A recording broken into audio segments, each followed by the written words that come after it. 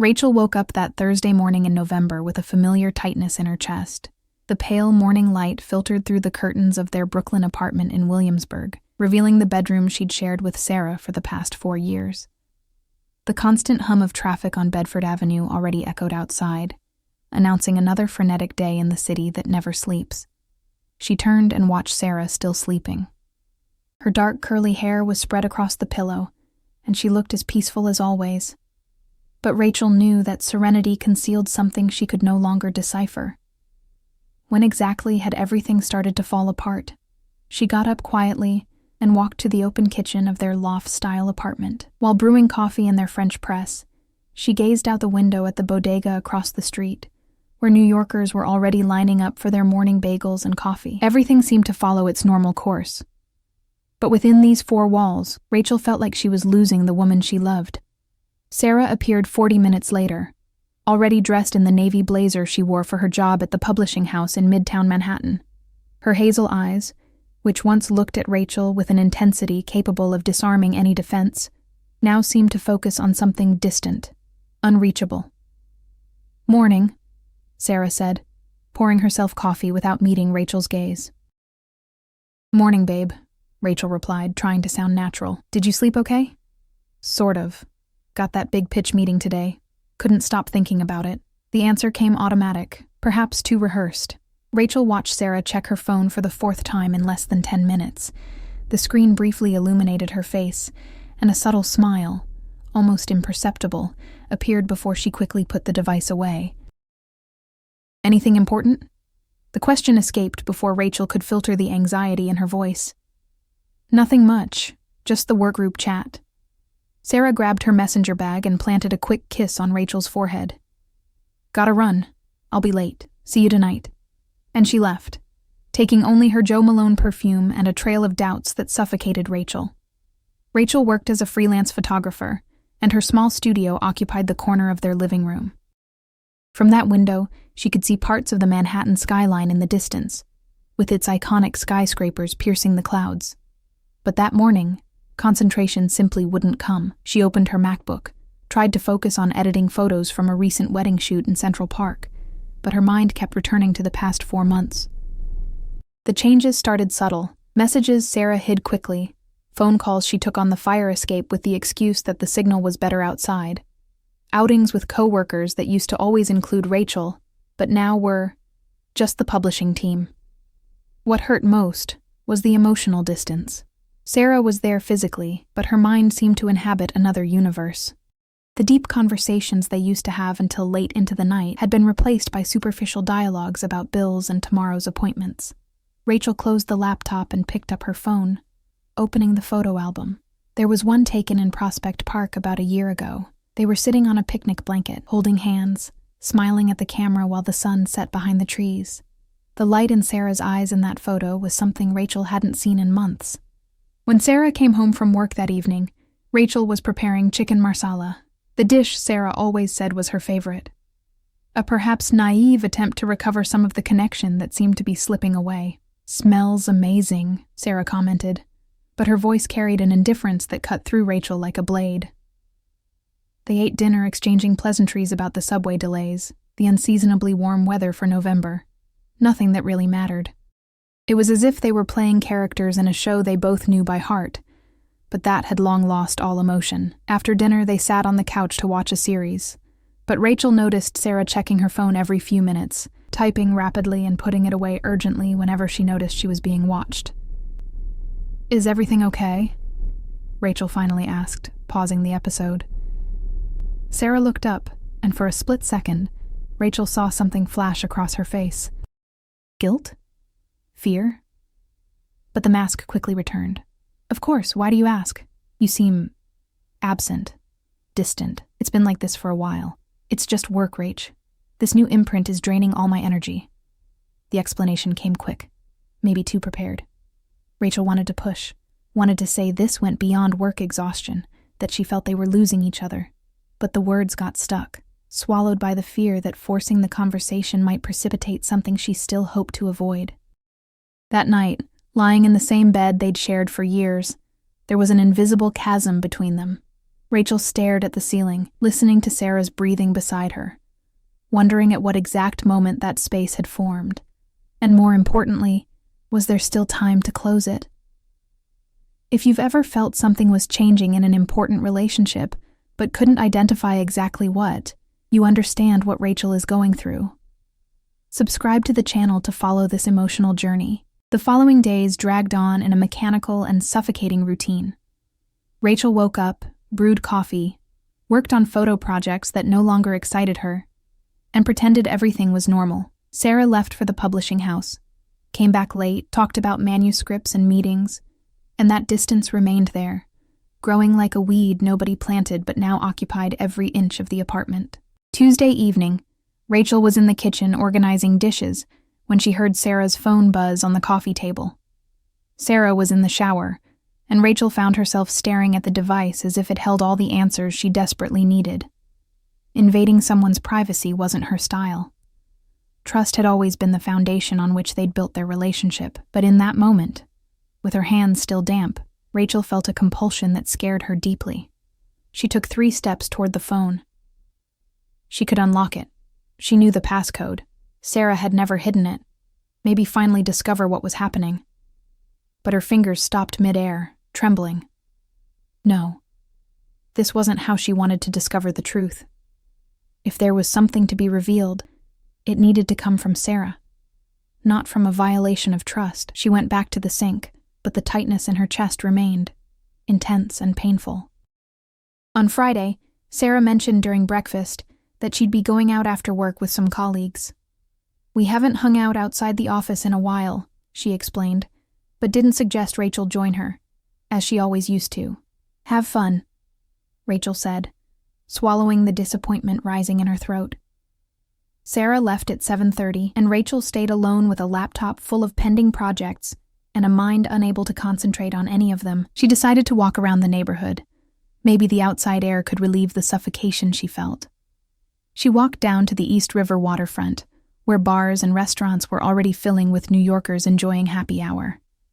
The constant movement, the laughter coming from outdoor tables, everything seemed to belong to a parallel world where Rachel no longer had a place. She thought about how she met Sarah. It was at a book launch at the Strand bookstore 4 years ago. Rachel was there shooting photos of the event when she bumped into a woman with dark curly hair and eyes that seemed to hold entire stories. Sarah was holding a copy of Ocean Vuong's poetry and smiled with a kindness that disarmed all of Rachel's defenses. They started talking about literature, then about photography, then about everything and nothing. 3 hours passed without them noticing. They exchanged numbers, set up a coffee date, and within a few weeks, Rachel knew she'd found something rare and precious. Sarah was intellectual but sensitive, thoughtful but passionate, and had a way of looking at Rachel that made her feel truly seen. When they decided to live together, a year and a half after they started dating, it was a natural progression. The apartment in Williamsburg was small, but had character, with its exposed brick walls and high ceilings. They transformed every corner into a reflection of who they were together.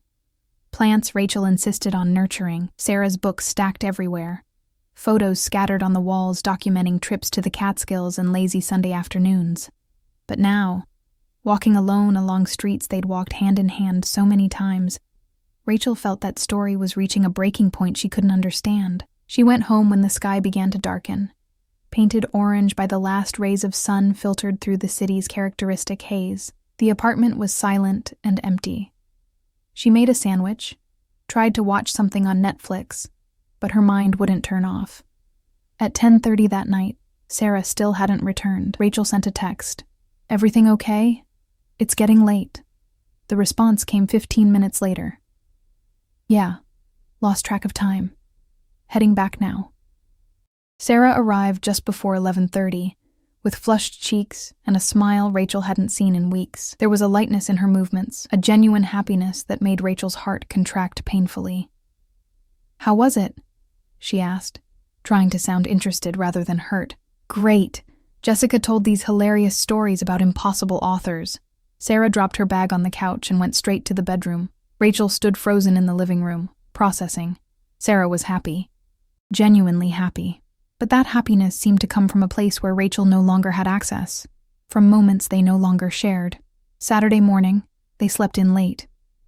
Rachel suggested they go to the Union Square Farmers Market together, an activity they'd always loved doing. But Sarah said she was tired and preferred to stay home. "Do you mind going alone? I promise I'll make brunch," she offered. And Rachel agreed, swallowing another frustration. At the market, while walking among the crowded and noisy stalls, surrounded by the smell of fresh produce, artisanal cheeses, and baked goods, Rachel found herself thinking about all the changes she'd noticed. Sarah, who used to love exploring the city with her, now preferred to stay home. But always on her phone, always smiling at something on the screen, always in a world that no longer included Rachel. When she got back, she found Sarah on their small fire escape, on the phone.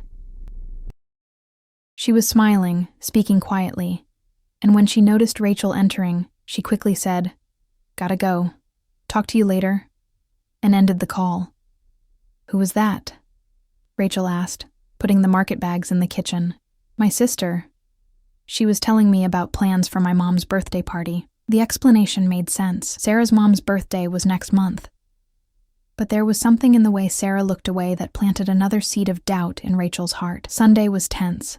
Rachel tried to start deeper conversations several times, but Sarah always deflected or gave monosyllabic answers. During brunch, sitting at their small dining table, the silence was deafening. "Sarah, we need to talk," Rachel finally said, putting down her fork. "About what?" Sarah looked up, and there was defensiveness in her voice. "About us. About what's happening between us." "Nothing's happening, Rachel. You're being paranoid." The word fell between them like a brick.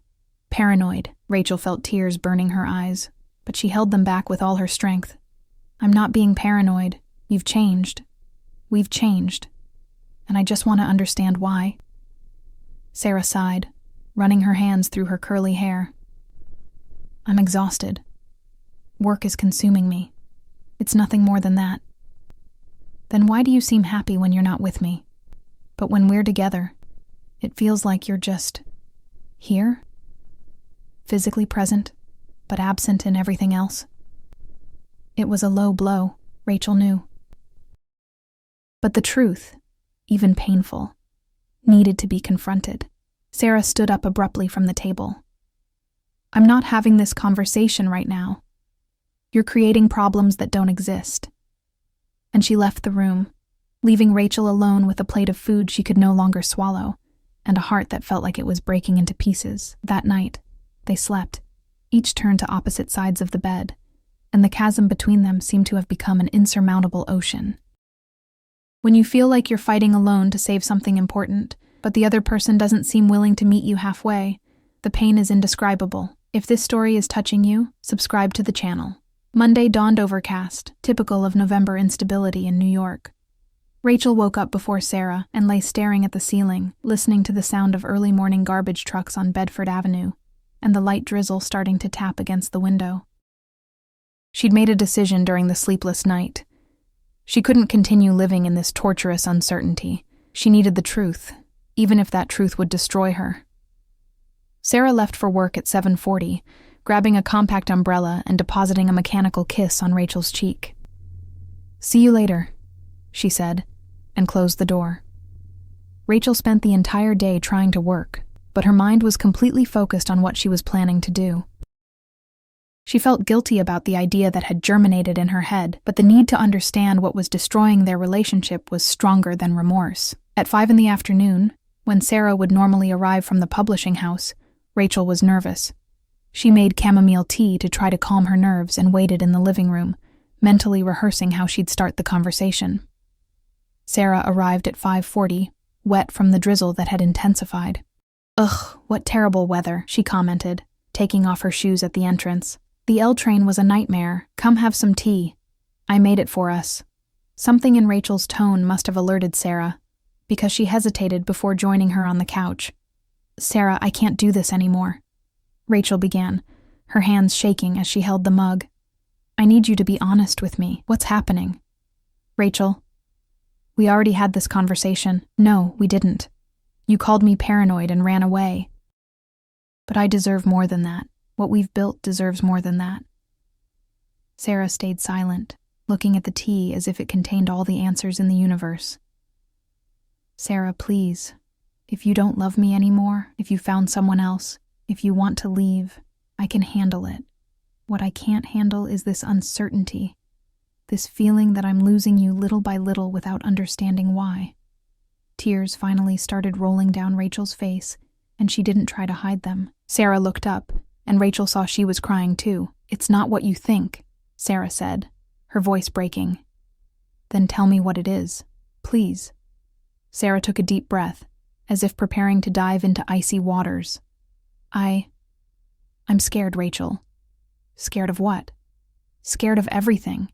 Scared that this is all there is. Scared that we've reached our ceiling. Scared that love isn't enough to sustain an entire life. The words hit Rachel like punches. What do you mean? We've been together 4 years, and I love you. I swear I love you. But I'm 35 years old, and sometimes I wonder if this is really the life I want, if this is really the path I should be on. Rachel felt like the floor was disappearing beneath her feet. You're saying you regret being with me? No, that's not it. It's that I don't know who I am beyond being your girlfriend anymore. I don't know who I am outside this routine we've built. And that terrifies me. And the messages? The phone calls you take away from me? The smile you have when you look at your phone but don't have any more when you look at me? Sarah wiped tears with the back of her hand. It's Jessica, my coworker. We've been talking a lot. Rachel's heart raced. Talking about what? About life. About dreams. About possibilities. Sarah paused painfully. Jessica is organizing to open a West Coast office for the publishing house in Seattle next year. She invited me to go with her, to be a partner. And I've been thinking about it a lot. Rachel felt like she'd been punched in the stomach. Seattle? It's an incredible opportunity to be part of building something from scratch, in a completely different market. Something I've always dreamed of, but never had the courage to pursue. And you thought about going? About leaving me here and going to Seattle? I don't know, Rachel. That's exactly why I didn't say anything. Because I don't know what I want. Part of me wants to go, wants to have that experience, wants to discover who I am outside this comfort zone. But another part doesn't want to leave you, doesn't want to give up what we've built. Rachel stood up, needing to move, needing to process this devastating information. The drizzle outside had turned into heavy rain, and the sound of drops on the window seemed to amplify the chaos in her mind. So you're unhappy with me, with our life.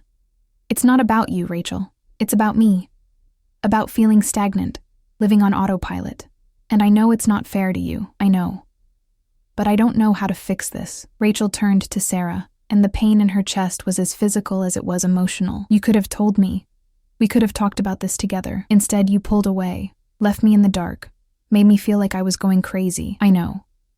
And I'm sorry. I was afraid of your reaction, afraid of hurting you. Hurting me? Sarah, you hurt me infinitely more by pulling away than any honest conversation could have done. They stood there, separated by a few feet that felt like miles. The rain outside perfectly reflected the storm inside that Williamsburg apartment. What do you want to do? Rachel finally asked, her voice exhausted. I don't know. You need to decide, Sarah. It's not fair to me to keep living in this uncertainty. And it's not fair to yourself to stay tied to something if you really want to leave. Sarah started crying more intensely. I don't want to lose you, but you don't want to stay either, not really. The silence that followed confirmed everything Rachel feared. Rachel grabbed a jacket. I'm going out. I need air. Rachel, wait. No, Sarah. You need to think about what you really want. And I need to process all of this. We'll talk when I get back. Rachel left the apartment and ran down the stairs, not wanting to wait for the elevator. Outside, the rain was falling torrentially, soaking her in seconds. But she kept walking, mixing her tears with the rainwater, feeling like the entire future she'd imagined was crumbling. Sometimes, the hardest conversations are the ones we need to have most, even when it hurts, especially when it hurts. Subscribe to continue this journey. Rachel didn't know how long she'd been walking in the rain. The storm had decreased to a persistent drizzle, and she found shelter in a small coffee shop on Metropolitan Avenue. The place was almost empty, just an elderly man reading the New York Times in a corner booth. She ordered a latte and sat by the window, watching people hurry past with colorful umbrellas. She was soaked and cold, but the emotional pain was so intense she barely felt the physical discomfort. Sarah was thinking about going to Seattle. She felt stagnant in their relationship. Those words echoed in her mind, each repetition like a new stab. She picked up her phone and saw 5 messages from Sarah. "Please come back so we can talk. I'm sorry. I love you. Where are you? I'm worried." Rachel typed and deleted a response 4 times before giving up. What could she say? That she was shattered? That she felt like the entire future they'd planned together was disintegrating? That the person she loved most in the world was confessing she didn't know if she wanted to stay by her side? She stayed in the coffee shop for almost 3 hours, until the owner, a middle-aged woman with a thick Brooklyn accent, came to her table. "Excuse me, honey, but are you okay?" Rachel looked up, and something in the genuine concern of that stranger made her defenses crumble. She started crying right there, in the middle of the coffee shop, and the woman sat across from her, offering paper napkins. "Relationship trouble?" she asked gently. Rachel nodded, unable to form words. "I get it. Been there. The pain feels like it's gonna swallow you whole, doesn't it?" "It's my girlfriend," Rachel managed to say between sobs. "She doesn't know if she wants to stay with me."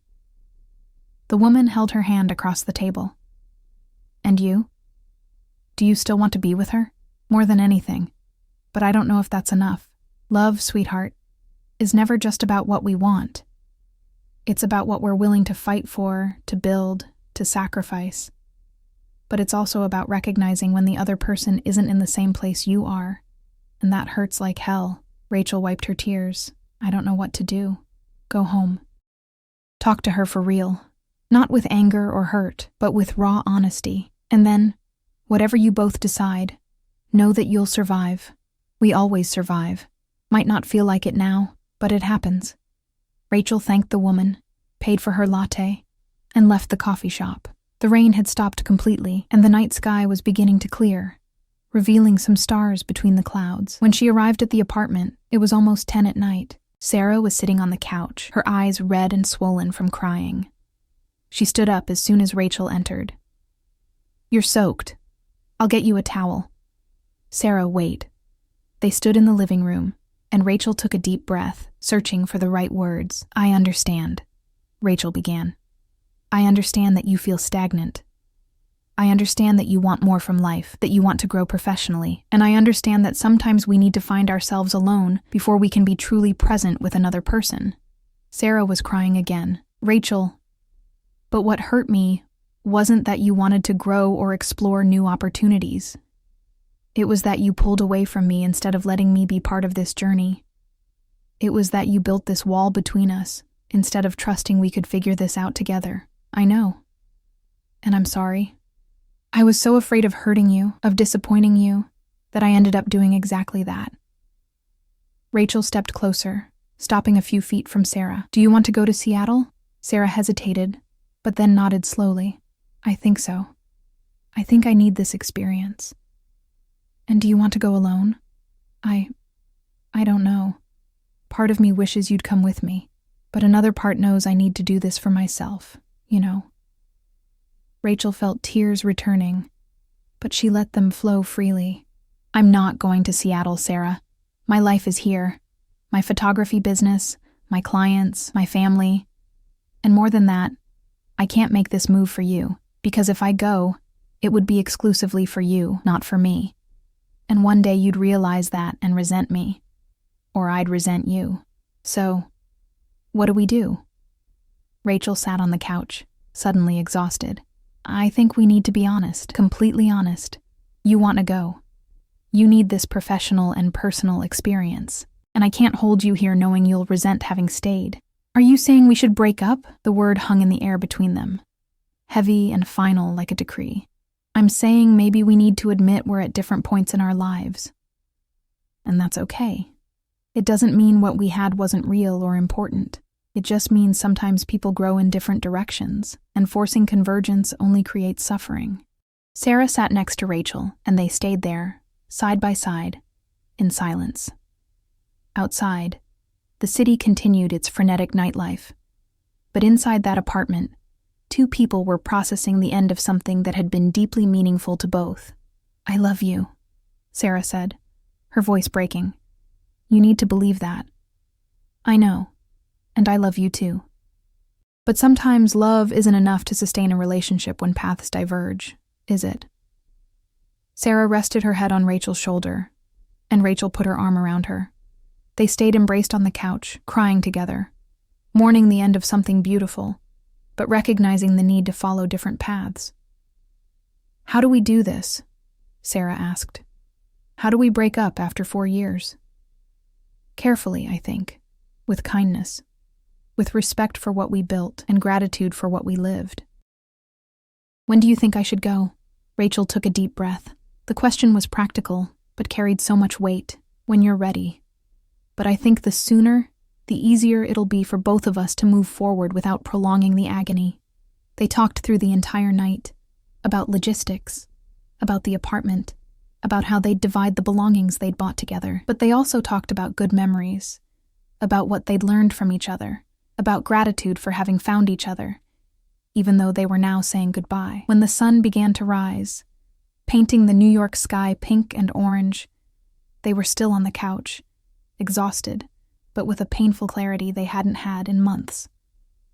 "Thank you," Sarah said, "for understanding, for not hating me. I could never hate you. You taught me so much about love, about myself, about vulnerability. That doesn't disappear just because we're breaking up." And there, in that dawn, they said goodbye not with bitterness, but with a gentle sadness and mutual gratitude for having shared such an important part of their lives. Ending a relationship when there's still love is one of the hardest things we can do, but sometimes it's the most honest and courageous act. Stay with us by subscribing to the channel. 3 weeks passed since that conversation. Sarah had started organizing her move to Seattle. Paperwork, plane ticket, apartment search. Rachel threw herself into work, accepting more photography projects than she could manage, trying to fill the void with frantic productivity. The apartment had become a strange space, inhabited by two people who still cared deeply for each other, but who now lived parallel lives, preparing for the inevitable separation. Rachel was working in her studio corner when Sarah knocked on the invisible door of the living room. "Can I interrupt?" "Of course." Sarah sat in the chair next to the table, looking nervous. "I finalized everything. I leave in 2 weeks." Rachel felt her heart tighten but forced a smile.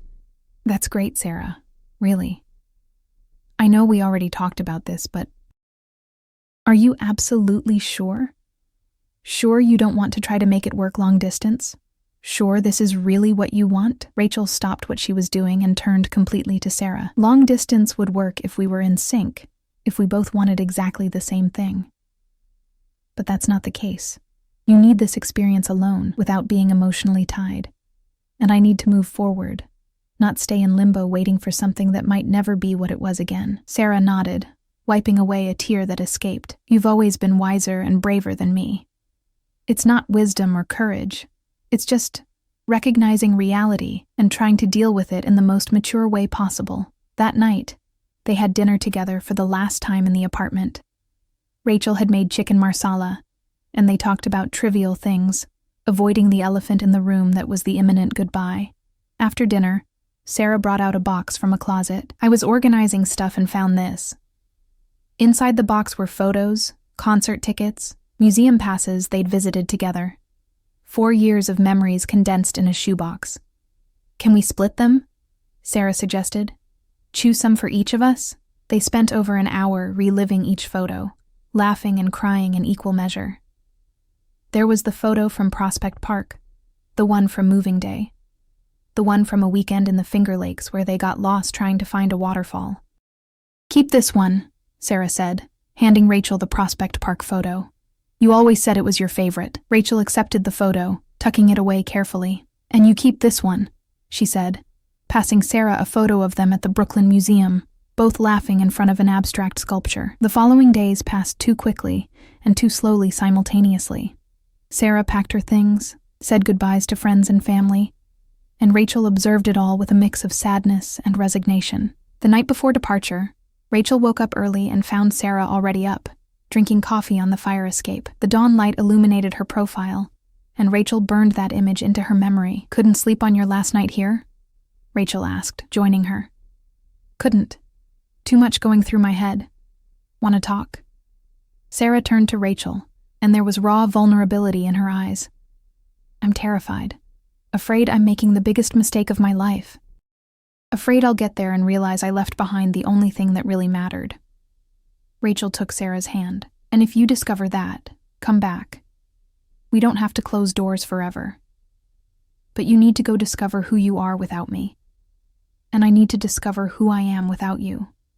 And maybe, who knows, if it's meant to be, we'll find each other again in the future, but it can't be now.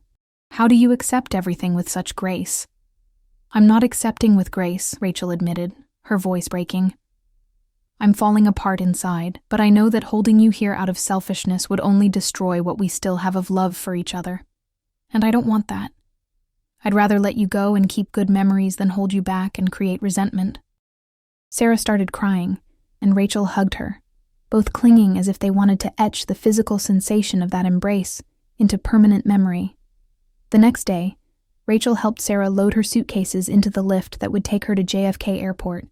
Jessica was going too, and she waited discreetly a few meters away, giving privacy for the goodbye. "So this is it," Sarah said, tears flowing freely.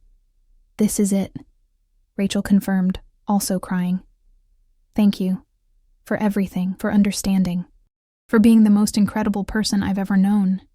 Take care of yourself, okay? And when you're in Seattle, looking at the Puget Sound at sunset, remember there's someone here in New York rooting for you."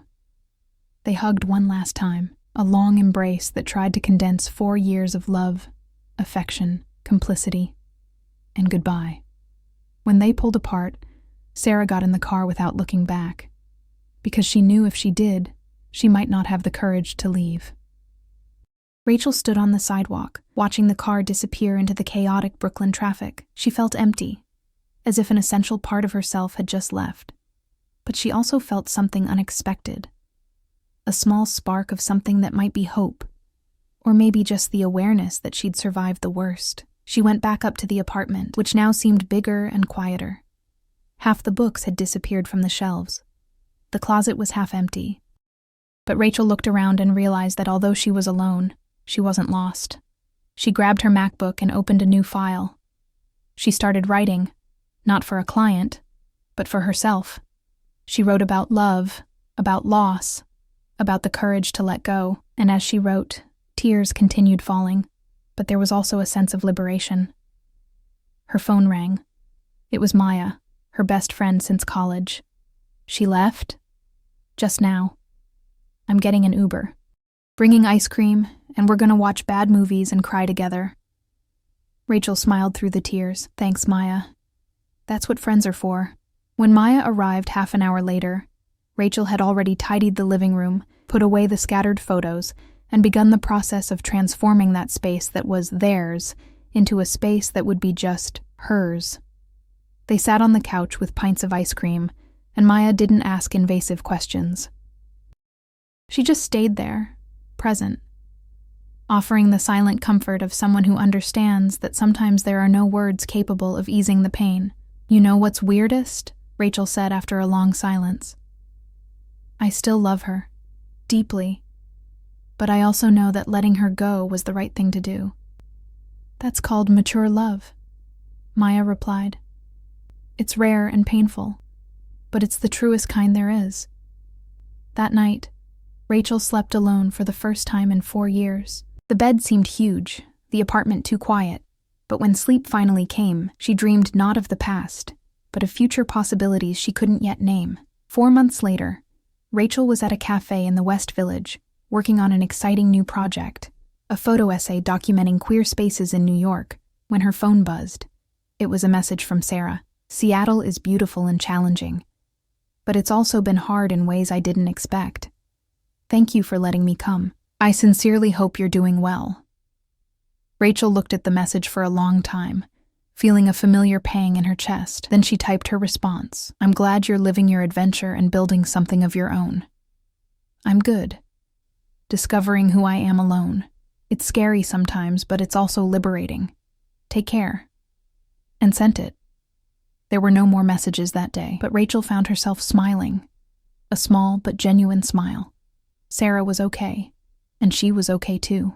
It wasn't the fairy tale ending they'd once imagined, but it was honest.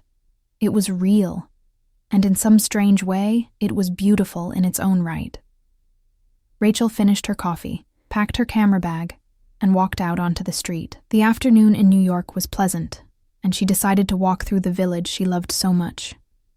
As she strolled the tree-lined streets, observing the historic brownstones and small cafes dotting every corner, she felt something she didn't expect to feel so soon. Peace.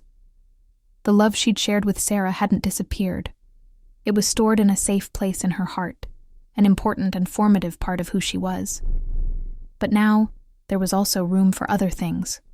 To rediscover old hobbies, to strengthen friendships, to dive deeper into photography projects she'd always postponed, and to maybe, eventually, when she was truly ready, open her heart again. But for now, she was good with herself. And that, she realized, as she walked under the sun filtering through the autumn leaves, was more than enough. Rachel looked at the horizon where New York's skyscrapers mixed with the sky, and felt gratitude. Gratitude for the love she'd lived, for the pain that taught her, for the courage she found to let go, and for the hope that, regardless of what the future brought, she'd be okay. Because in the end, the story wasn't about a wife who pretended to be in the shower and discovered something that shattered her. It was about a woman who found the strength to face a painful truth, make peace with it, and choose the path of honesty and personal growth, even when it hurt deeply. And that, Rachel understood as she walked streets that now felt truly hers, was a story of true love. Not the kind of love from romantic movies, but the love that recognizes that sometimes letting go is the greatest act of love we can offer someone we love. If this story touched your heart, if you've ever lived the pain of loving someone enough to let them follow their own path, know you're not alone. Subscribe to the channel for more stories exploring the complexity of love, loss, and new beginnings, because our most difficult stories are also the ones that transform us most.